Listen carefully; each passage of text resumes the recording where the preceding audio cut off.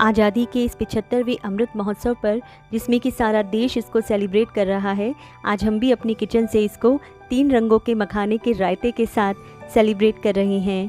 Hope आपको आज की वीडियो पसंद आएगी और आप भी अपनी किचन से इसको सेलिब्रेट करेंगे।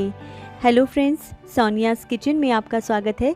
आइए देखते हैं 3 रंगों से सजे इस मखाने के रायते को घर में बहुत ही आसानी के साथ कैसे बनाते हैं।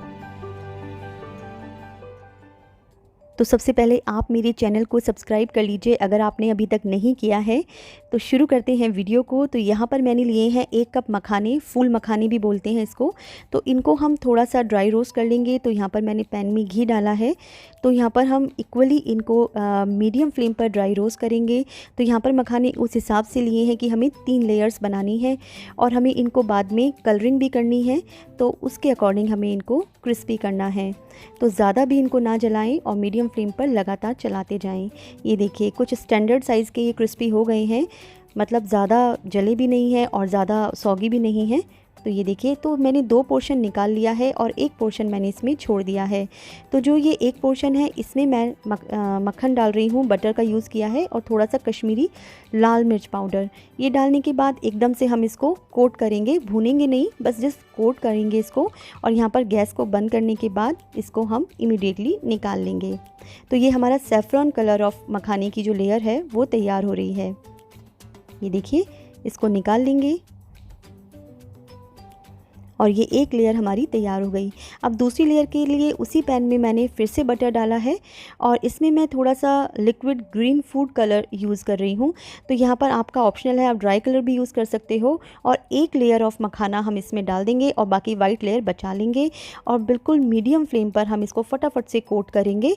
आप चाहें तो यहाँ पर ना भी यूज़ करें तो आप पुदीने का पाउडर या फिर बाद में धनिए की पत्ती से भी आप उसको गार्निश कर सकते हो ग्रीन कलर देने के लिए। तो ये देखिए, ये भी अच्छे से कोट हो गया है। तो मैंने फूड कलर का यूज़ जो है वो बहुत कम किया है यहाँ पर। और ये देखिए, दोनों कलर हमारे तैयार हो गए हैं। तो अब हम चलते हैं अपनी दही की प्रिपरेशन पर। तो यहाँ पर मैंने 1.5 कप दही ली थी, इसको स्ट्रेनर में ऐसे डाल दिया था जिससे कि इसका सारा एक्सट्रैक्ट जो पानी है वो ऐसे निकल गया है। और ये सॉलिड दही हमारे पास बचा है। तो पानी को हम सब्जी में और दाल में भी यूज़ कर सकते हैं। तो यहाँ पर मैंने एक फ्री बाउल ले लिया, इसमें मैं ये सारी जो हंग कर्ड है इसमें ऐसे डाल दूँगी और इसको अब हम स्मूथली फेंटेंगे, बीट करेंगे जिससे कि इसके सारे के सारे लम्स जो हैं वो चले जाएं। तो जब हम कर्ड को हंग करके इस तरह से बीट करते हैं तब हमारी जो कर्ड है वो बहुत स्मूथ तैयार होती है। ये देखिए, काफ़ी क्रीमिश टेक्सचर आया है इसका।